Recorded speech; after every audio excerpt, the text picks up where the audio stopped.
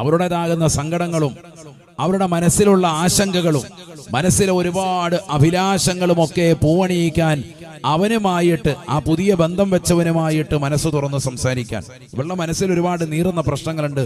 കേൾക്കാൻ സ്വന്തം ഭർത്താവ് തയ്യാറല്ല, തന്റെ പ്രിയപ്പെട്ട മാരൻ തയ്യാറല്ല.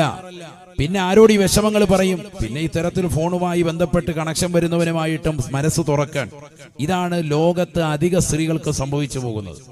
അതുകൊണ്ട് എൻ്റെ പ്രിയപ്പെട്ട ഭർത്താക്കന്മാരോട് സ്നേഹത്തോടുകൂടി പറയുകയാണ്, നമ്മൾ അവരുടെ വിഷമങ്ങളും സങ്കടങ്ങളും ഒന്നും വേണ്ട, അവർ പറയുന്ന വർത്തമാനങ്ങളും എന്താണോ അവൾ പറയുന്നത്, ഒരു 10 മിനിറ്റെങ്കിലും നല്ലതുപോലെ മൊബൈല് മാറ്റിവെച്ചിട്ട് നല്ലതുപോലെ കാതുകൊടുത്ത് കേൾക്കാനുള്ള സന്മനസ് നമുക്കില്ലെങ്കിൽ ദാമ്പത്യ ജീവിതം പ്രയാസകരമാകും, വളരെയേറെ വിള്ളലുണ്ടാവും. അള്ളാഹു നമ്മളെ കാക്കുമാറാവട്ടെ. മൊബൈല് വലിയ വില്ലനാണ്. മൊബൈലിനകത്ത് എപ്പോഴും ഇട്ട് തോണ്ടിക്കൊണ്ടിരിക്കുകയാണ് 24 മണിക്കൂർ. അതാണ് പണ്ടൊരു ഉമ്മ ദുആരുന്നത്, മൊബൈലായി അറിയാൻ മതിയായിരുന്നു ഭർത്താവിന്റെ തോണ്ടൽ കിട്ടിയാൽ. അള്ളാഹു നമ്മളെ സാലിഹീങ്ങളെ ചേർക്കട്ടെ. കാരണം 24 മണിക്കൂർ മൂപ്പര് തന്നെ ഭാര്യയായിട്ട് സംസാരിക്കുമ്പോഴും ഇതിനകത്ത് നെക്കിക്കൊണ്ടിരിക്കുന്നതല്ലാതെ പറയുന്നതൊന്നും കൃത്യമായി ശ്രദ്ധിക്കുന്നില്ല. അത് വലിയൊരു വിഷയമാണ്. അള്ളാഹു നമ്മളെ സാലിഹീങ്ങളെ ചേർക്കട്ടെ. അതുകൊണ്ട് ഭാര്യ നമ്മളോട് പറയുന്ന വിഷമങ്ങൾ, അത് വിഷമമാകട്ടെ അല്ലാതാവട്ടെ, എന്ത് കാര്യമാണെങ്കിലും പൂർണ്ണമായി 10 മിനിറ്റ് നീ ജോലി കഴിഞ്ഞ് വരുമ്പോൾ കേട്ടുകൊടുക്കാനുള്ള ഒരു മനസ്സിന് നിനക്കുണ്ടാവണം. നീ നല്ല ക്ഷീണിതരായിരിക്കും. എന്ത് തന്നെ ആയിക്കോട്ടെ, ദാമ്പത്യ ജീവിതത്തിൽ ഏറ്റവും അവിഭാജ്യ ഘടകമാണ്. അവർക്ക് വേണ്ടി സമയം സ്പെൻഡ് ചെയ്തേ പറ്റൂ. അള്ളാഹു തൗഫീഖ് നൽകട്ടെ. അല്ലാഹു തൗഫീഖ് നൽകട്ടെ. നബിയനാ റസൂലുള്ളാഹി സ്വല്ലല്ലാഹു അലൈഹി വസല്ലമ തങ്ങളുടെ പ്രിയപ്പെട്ടതാകുന്ന അനുയായി ഉസ്മാൻ ഇബ്നു മദ്ഊൻ റളിയല്ലാഹു അൻഹു അല്ലാഹുവിന്റെ റസൂൽ സ്വല്ലല്ലാഹു അലൈഹി വസല്ലമ തങ്ങളുടെ ചാരത്തേക്ക് അദ്ദേഹത്തിന്റെ ഭാര്യ വന്നുകൊണ്ട് നബിയോട് പരാതി പറയുകയാണ്.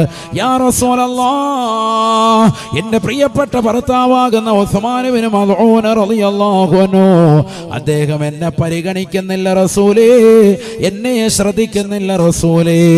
ആദരവായ പ്രവാചകർ സല്ലല്ലാഹു അലൈഹി വസല്ലമ തങ്ങൾ ഉസ്മാൻ ഇബ്നു മദ്ഊൻ റളിയല്ലാഹു അൻഹു വിളിച്ചുകൊണ്ട് പറയുകയാണ്, ഉസ്മാനെ, ഉസ്മാനെ, നിന്റെ ഈ ശൈലി പാടില്ല, പാടില്ല. എന്താണ് ഉസ്മാൻ ഇബ്നു മദ്ഊൻ റളിയല്ലാഹു അൻഹു റസൂലുള്ളാഹിന്റെ പ്രിയപ്പെട്ടതാകുന്ന അനുയായിയാണ്, സ്വഹാബിയാണ്, അനുചരനാണ്. എന്താണ് അദ്ദേഹം ചെയ്തിരുന്നതായ ശൈലി? മോശപ്പെട്ടതാകുന്ന ജീവിത ശൈലി അല്ല. കള്ളു കുടിക്കുകയല്ല, വ്യഭിചരിക്കുകയല്ല, സിനിമ കാണുകയല്ല, മോശപ്പെട്ട തലത്തിലേക്ക് കണ്ണു നട്ടിരിക്കുകയല്ല, മറിച്ച് എപ്പോഴും ദീനനുസരിച്ചുകൊണ്ട് ജീവിക്കുകയാണ്. അഥവാ പകൽ മുഴുവനും എല്ലാ ദിവസവും നോമ്പാണ്, രാത്രിയിൽ എല്ലാ രാത്രിയിലും പരിപൂർണമായി നിസ്കാരമാണ്. ഒരു ദിവസം പോലും മുടക്കയില്ല, എല്ലാ ദിവസവും നോമ്പ്, ഒറ്റ ദിവസം മുടങ്ങൂല. എല്ലാ ദിവസവും രാത്രി മുഴുവനും നിസ്കാരം. എന്തിനാ നീ ഇങ്ങനെ ചെയ്യുന്നത്? നബിയെ, തങ്ങളെപ്പോലെയുള്ള മഹത്തുക്കളുടെ അമല് എത്തിക്കണ്ടേ? അതിനു വേണ്ടിയിട്ടാണ് ഞാൻ ഈ പാവം കഷ്ടപ്പെടുന്നത്. നോക്കണം, നിങ്ങൾ വ്യഭിചരിക്കുകയോ മറ്റേതെങ്കിലും മോശമാക്കപ്പെട്ട ശൈലി അവലംബിക്കുകയോ ചെയ്തതല്ല. ദീൻ മുറുകെ പിടിച്ചു. ദീൻ പിടിക്കുന്നത് തന്നെ ഓവറാക്കി കളഞ്ഞു. എല്ലാത്തിനും ഒരു മിതത്വമുണ്ട്. നമ്മളെപ്പോഴും മിതത്തിൽ മിതമായിട്ട് തന്നെ ജീവിക്കുന്നവനായിരിക്കണം. അമിതമാകാൻ പാടില്ല. ഇസ്ലാമിൽ ഇഫ്രാത്തും പാടില്ല, തഫ്രീത്തും പാടില്ല. ഓവർ 110 സുന്നി എന്ന് പറയും, അതിന്റെ ആവശ്യമില്ല. 100 മതി. 80 നിൽക്കുകയും വേണ്ട, സുന്നത്തിൽ തന്നെ കറക്റ്റായിട്ട് വരണം. 100 തന്നെ എത്തണം. 110 വേണ്ട, 95 വേണ്ട, കറക്റ്റായിട്ട് നിൽക്കണം. അള്ളാഹു തൗഫീഖ് നൽകുമാറാവട്ടെ. 100 തന്നെ നിന്നാൽ മതി. ഓവറാകാൻ പാടില്ല. ഇത് ഓവറാകാൻ. എന്താ ഓവറാകുന്നത്?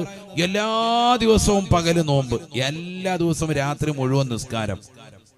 നബി സല്ലല്ലാഹു അലൈഹി വസല്ലം തങ്ങളുടെ അടുക്കൽ അദ്ദേഹത്തിന്റെ ഭാര്യ വന്ന് കംപ്ലൈന്റ് പറഞ്ഞു, ഇങ്ങനെയാണ് ജീവിതം പോകുന്നത്, പകല് മുഴുവൻ നോമ്പ്, രാത്രി മുഴുവൻ നിന്ന് നിസ്കാരം, കുടുംബത്തെ പരിഗണിക്കുന്നില്ല. അതൊക്കെ മനസ്സിലാക്കണം. നമ്മൾ ചിന്തിക്കുന്ന പോലെ എപ്പോഴും 24 മണിക്കൂർ ഞാൻ പള്ളിക്കകത്ത് ഇത്തിക്കാഫായി കൂടട്ടെ, കുടുംബത്തെ നോക്കണ്ട, മക്കളെ നോക്കണ്ട, ഭാര്യയെ നോക്കണ്ട, മാതാപിതാക്കളെ നോക്കണ്ട, അതൊന്നും ഇസ്ലാമിൽപ്പെട്ടതേ അല്ല. ഇസ്ലാമിൽപ്പെട്ടതേ അല്ല. മനസ്സിലാക്കണം. കുടുംബജീവിതം നയിക്കണം, അതും ശ്രദ്ധിക്കണം. അപ്പോഴേ യഥാർത്ഥ വിജയമാവുള്ളൂ. അവരോടുള്ള കടമകളും കടപ്പാടുകളും ബാധ്യതകളും പരിപൂർണമായി ശ്രദ്ധിച്ചെങ്കിലേ യഥാർത്ഥ മോമിനാവുള്ളൂ. നബിയനാ റസൂലുള്ളാഹി സ്വല്ലല്ലാഹു അലൈഹി വസല്ലം തങ്ങൾ വിളിച്ചിട്ട് പറയുകയാണ്, യാ ഉസ്മാൻ ഇബ്നു മദ്ഊൻ, അല്ലയോ ഉസ്മാൻ ഇബ്നു മദ്ഊനെ, നിന്റെ ഈ ശൈലി പാടില്ല, പാടില്ല. വഇന്ന ലിസൗജതിക അലൈക ഹഖാ,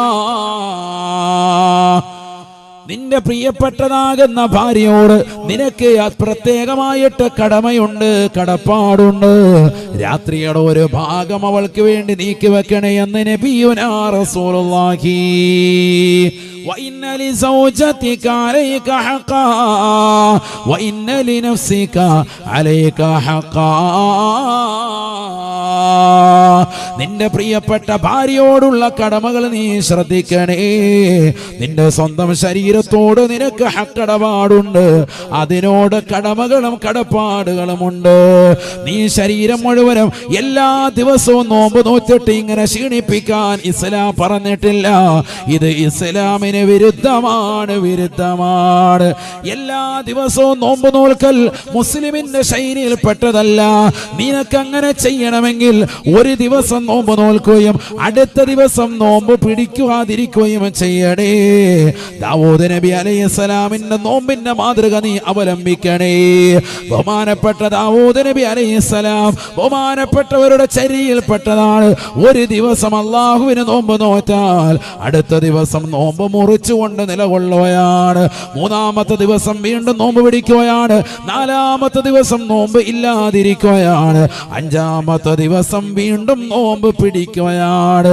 ഈ നിലയിൽ ഒന്നരാടം നിനക്ക് കൃത്യമായി നോമ്പ് പിടിക്കൽ അനിവാര്യമാണ്. നിനക്ക് പറ്റുന്നതാണ് ശരീരം കൊണ്ട് കഴിയുമെങ്കിൽ. അല്ലാതെ എല്ലാ ദിവസവും നോമ്പ് നോറ്റ് ശരീരത്തെ ക്ഷീണിപ്പിക്കാൻ പാടില്ല. വഇന്ന ലിനഫ്സിക അലൈക ഹഖാ, നിന്റെ സ്വന്തം ശരീരത്തോട് നിനക്ക് ബാധ്യതയുണ്ട്.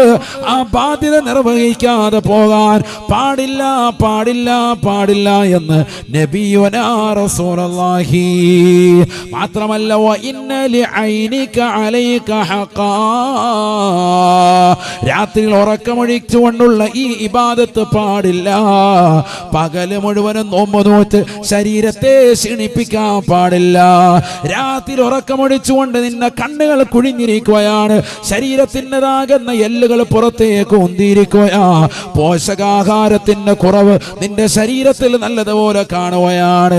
ശരീരം വല്ലാതെ ക്ഷീണിച്ചു പോയിരിക്കുകയാണ്. നിന്റെതാകുന്ന കണ്ണുകൾ ഉള്ളിലേക്ക് കുഴിഞ്ഞിരിക്കുകയാണ്. ഉറക്കമില്ലാതെ ഇങ്ങനെ കണ്ണുകളെ നീ മോശപ്പെടുത്തരുതേ, പ്രയാസപ്പെടുത്തരുതേ. ഇത് ദീനിൽപ്പെട്ടതേ അല്ല. രാത്രിയെ മൂന്നായിട്ട് നീ ഡിവൈഡ് ചെയ്യണേ. രാത്രി ഒരു ഭാഗം നീ അള്ളാഹുവിന് വേണ്ടി ഇബാദത്തെടുക്കാൻ മാറ്റിവെക്കണേ. അടുത്ത ഭാഗം നീ നിന്റെ ശരീരത്തിന് വേണ്ടി ഉറക്കമൊഴിച്ചു കൊണ്ടുള്ളതാകുന്ന പണിയിൽ ഏർപ്പെട്ടുകൊണ്ട് നിലകൊണ്ടതിന്റെ പേരിൽ, നിസ്കരിച്ചുകൊണ്ട് നിലകൊണ്ടതിന്റെ പേരിൽ രണ്ടാമത്തെ പാർട്ട് നീ വിശ്രമിക്കണേ. മൂന്നാമത്തെ ഭാഗം നിന്റെ കുടുംബത്തോടൊപ്പം ചെലവഴിക്കണേ എന്ന് നബിയുനാ റസൂലുള്ളാഹി. കുടുംബബന്ധം കാത്തു സൂക്ഷിക്കണം.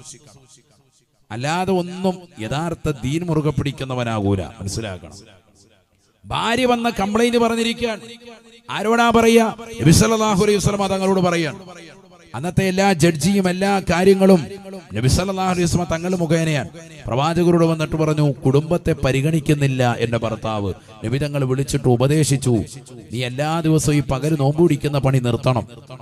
ഒരു ദിവസം നോമ്പ് പിടിച്ചാൽ അടുത്ത ദിവസം നോമ്പ് മുറിക്കണം. പിറ്റേ ദിവസം പിടിച്ചാൽ വീണ്ടും അടുത്ത ദിവസം പിടിക്കാം. അത് തന്നെ നിനക്ക് കഴിവുണ്ടെങ്കിൽ. നിന്റെ ശരീരത്തോട് നിനക്കൊരു ബാധ്യതയുണ്ട്. നിന്റെ ശരീരത്തെ നശിപ്പിക്കാൻ പാടില്ല. നിന്റെ കണ്ണിനോട് നിനക്ക് ബാധ്യതയുണ്ട്. എല്ലാ രാത്രിയിലും ഉറക്കമൊഴിക്കാൻ പാടില്ല. രാത്രിയെ മൂന്നായിട്ട് ഡിവൈഡ് ചെയ്യണം. നിന്റെ കുടുംബത്തോട് നിനക്ക് ഹക്കടപാടുണ്ട്, നിന്റെ ഭാര്യയോട് ഹക്കടപാടുണ്ട്. അത് പൂർത്തീകരിക്കാൻ രാത്രിയെ മൂന്നായിട്ട് ഡിവൈഡ് ചെയ്യണം. എങ്ങനെ? രാത്രി ഒരു ഭാഗം ഉറങ്ങണം, അടുത്ത ഭാഗം അള്ളാഹുവിന് ഇബാദത്ത് എടുക്കണം. മറ്റൊരു മൂന്നാമത്തെ പാർട്ട് നിന്റെ കുടുംബം. എത്രയോ ധൂർത്തും ദുർവ്യവുമുള്ളതാണ്. അള്ളാഹു നമ്മളെ കാക്കുമാറാവട്ടെ. നേരത്തെ തന്നെ ഫോൺ വെച്ച് കൈമാറുകയാൻ, പരസ്പരം അങ്ങോട്ടും ഇങ്ങോട്ടും ഐഫോൺ തന്നെ കൊടുക്കാൻ. ഇല്ലെങ്കിൽ സാംസങ്ങിന്റെ ഏതെങ്കിലും ഫോൺ, ഏതെങ്കിലും ഒരു കൂടിയ ഫോണും കൊടുത്തേക്കുക. പിന്നെ രാത്രിയിൽ ഇരുന്നിട്ട് വീഡിയോ കോൾ ചെയ്തുകൊണ്ടിരിക്കുക. കല്യാണമൊന്നും കഴിഞ്ഞിട്ടില്ല, നിക്കാഹും കഴിഞ്ഞിട്ടില്ല. ഇപ്പൊ ചില സ്ഥലങ്ങളിൽ നേരത്തെ നിക്കാഹ് ചെയ്തു വെക്കും, പിന്നെ ഒരു കൊല്ലം കഴിഞ്ഞിട്ട് പിന്നീട് ഭക്ഷണം കൊടുക്കാൻ വേണ്ടി ഒരു സൽക്കാരത്തിന് വേണ്ടി ഒരു ഡേറ്റ് നിശ്ചയിക്കും. അത് അനുവദനീയമാണ്. ആ നിക്കാഹ് കഴിഞ്ഞതിന് ശേഷമുള്ള സംസാരവും അനുവദനീയമാണ്. ഇത് അതിലൊന്നുമല്ല, നിശ്ചയിക്കുമ്പോഴേ തന്നെ, കല്യാണ നിശ്ചയം കഴിയുമ്പോഴേ തന്നെ ഫോൺ എടുത്ത് കൊടുക്കാൻ. അപ്പൊ പിന്നെ ചെക്കൻ പിന്നെ ഫോൺ വിളിച്ചിട്ട് അവളുമായിട്ടുള്ളത് ഫുള്ള് കിള്ളി എടുക്കും. എന്തൊക്കെയായിരുന്നു, എവിടെ പഠിച്ചത്, ആരൊക്കെയായിട്ട്, നിന്നോട് ആദ്യമായിട്ട് ഇഷ്ടമാണെന്ന് ആരാ പറഞ്ഞത്, എനിക്ക് നിന്നെ ഭയങ്കര ഇഷ്ടമാണ്, നിന്നോട് വേറെ ആരൊക്കെ ഇഷ്ടമാണെന്ന് പറഞ്ഞു. ഇത് ഫുള്ള് ഹിസ്റ്ററി മുഴുവൻ എടുക്കുകയാണ്. അവസാനം അവളെ പുറന്തള്ളുകയാണ്. എല്ലാം അറിഞ്ഞു കഴിയുമ്പോൾ കല്യാണത്തിൻ്റെതാകുന്ന നിക്കാഹിന്റെ തൊട്ട് തലേ ദിവസം പ്രശ്നമായി, എനിക്ക് ഇവിടെ വേണ്ടാന്ന് പറയുന്നു. എത്ര കേസുകളാണ് ഈ സമൂഹത്തിൽ നടക്കുന്നത്, ഈ സമുദായം അതിനൊക്കെ ഭാഗവാക്കാകുന്നത്. എത്ര വിഷയങ്ങളാണ് ഇന്നും ചർച്ച ചെയ്തുകൊണ്ട് മഹല്ലിന്റെ കമ്മിറ്റി ഭാരവാഹികളുടെ മുന്നിൽ, ഉസ്താദുമാരുടെ മുന്നിൽ, ഖാദിമാരുടെ മുന്നിൽ അത്തരത്തിലുള്ള വിഷയങ്ങൾ നിലനിൽക്കുന്നത് എത്രയാണ്. എന്നിട്ടും ഈ സമുദായം പഠിക്കുന്നില്ല. ഇപ്പോഴും ഫോൺ വിളിയോടുകൂടി തന്നെ ഫോൺ വിളി. മാതാപിതാക്കൾ അറിഞ്ഞുകൊണ്ട് തന്നെ വിളിച്ച് സംസാരിക്കുക. വാപ്പായുമ്മായോ ഭയങ്കര ദീനാണ്, കൊട്ടപ്പടി സലാത്തിലിക്കൊണ്ട് നടക്കാൻ. 10 ഉംറ ചെയ്തിട്ടുണ്ട്, 4 ഹജ്ജ് ചെയ്തിട്ടുണ്ട്, ഒരു കാര്യമില്ല. വാപ്പ തന്നെയാ ഫോൺ വിളിക്കാൻ എടുത്തു കൊടുക്കുന്ന. മോളെ ആള് വിളിക്കുന്നുണ്ട്, സംസാരിച്ചു. വാപ്പാടെ ഫോണിൽ കൂടെ സംസാരം. അള്ളാഹു നമ്മളെ കാത്ത് സംരക്ഷിക്കട്ടെ. വാപ്പ അറിയാതെ തന്നെ രഹസ്യമായിട്ട് അതിനുള്ളതാകുന്ന സംഭവങ്ങൾ ചെയ്തു കൊടുക്കും. ഇതൊക്കെ സമൂഹത്തിൽ നടക്കാണ്. അതുകൊണ്ടുണ്ടാകുന്ന ദൂഷ്യമെന്താ? വിവാഹ ജീവിതം എന്നേക്കുമായി നിൽക്കുന്നില്ല, അത് പരിപൂർണമായി നിലച്ചു പോവുകയാണ്, ബന്ധങ്ങൾക്ക് വിള്ളലുണ്ടാവുകയാണ്. നിക്കാഹ് ഏറ്റവും സുദീർഘമാകുന്ന ഒരു സുന്നത്തായ അമലാണ്, ഏറ്റവും മുഅക്കദായ ശക്തിമത്തായ സുന്നത്താണ്. ആ സുന്നത്താകുന്ന അമലിലേക്ക് ഹറാമ് മുഴുവനും കൂട്ടിക്കലർത്തി. അല്ലാഹു നമ്മളെ കാക്കുമാറാവട്ടെ. അതുകൊണ്ട് എന്തായി? എല്ലാ ബന്ധങ്ങളും ഉലഞ്ഞുപോയി. പണമുള്ളവൻ പേക്കൂത്തുകൾക്കിന്നടിമയാ, കല്യാണം അത് നടമാടുവാനൊരു വേദിയാ. പണമുള്ളവൻ പേക്കൂത്തുകൾക്കിന്നടിമയാ, കല്യാണം അത് നടമാടുവാനൊരു വേദിയാ. സദ്യക്ക് സമയം എത്തിയാൽ കേൾക്കുന്നതാ, വിഭവങ്ങളെല്ലാം പലതരം ഇവിടുള്ളതാ. ബിരിയാണി വേണ്ടവർ പോകണേ തെക്കോട്ട്, നെയ്ച്ചോറിനാഗ്രഹമുള്ളവർ വടക്കോട്ട്. വെറും ചോറും കറിയും പ്രഥമനും കിഴക്കോട്ട്, പോകേണ്ടതാണ് കൈ കഴുകുവാൻ താഴോട്ട്. ആർക്കെവിടെയും കടക്കാം, നോക്കാം, രസിക്കാം, സ്ത്രീകൾക്ക് സ്വർഗം തന്നെയായി കണക്കാക്കാം. അല്ലേ? കല്യാണം വന്നാ പിന്നെ പെണ്ണുങ്ങൾക്കൊക്കെ സ്വർഗത്തിൽ കയറിയ പോലെയാണ്. പടച്ചവനെ, കൊട്ടപ്പടി ഡ്രസ്സ് എടുത്തോണ്ട് ഇറങ്ങാൻ. കഴിഞ്ഞതിന് മുമ്പത്തെ മാസം എടുത്ത ഡ്രസ്സ് അതെല്ലാരും കണ്ടതല്ലേ, ഇനി പുതിയ ഡ്രസ്സ് തന്നെ വേണം. അല്ലാ, ആണുങ്ങൾ വെള്ളയും വെള്ളം ഇട്ടുകൊണ്ട് നടക്കുന്നതുകൊണ്ട് രക്ഷപ്പെട്ട്, അത് പഴയ തന്നെ ഇടാം, ഇല്ലെങ്കിൽ പുതിയത് ഇടേണ്ടി വന്നേരം. പുതിയത് ഇങ്ങനെ വാങ്ങിച്ച് കൂട്ടാൻ.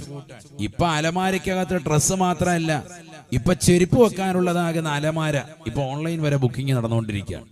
ചെരുപ്പ് വെക്കാൻ, പാമ്പ് കയറാതിരിക്കാൻ ഭിത്തിക്കകത്ത് തറച്ചിട്ടുള്ളതാകുന്ന സാധനം പല ഐറ്റവും വന്നുകൊണ്ടിരിക്കുക. ഒന്ന് ആലോചിച്ച് നോക്ക്. മുമ്പ് ഡ്രസ്സ് വെക്കാനായിരുന്നു അലമാര, ഇപ്പൊ ചെരുപ്പ് വെക്കാൻ അലമാര വന്നിരിക്കുക. ഷൂ റാക്കുകൾ എണ്ണം കൂടിയിരിക്കുകയാണ്. എന്നാൽ ഷൂറാക്കിൽ വെച്ചിരിക്കുന്ന ചെരുപ്പിൽ ഏതെങ്കിലും ഒന്ന് എടുക്കുന്നുണ്ടോ? അല്ലാ, വാങ്ങിച്ചതിന്റെ പിറ്റേ ദിവസം തന്നെ നിറച്ചു വെച്ചിട്ടുണ്ട്. അതിൽ നിന്ന് ഒരെണ്ണം പോലും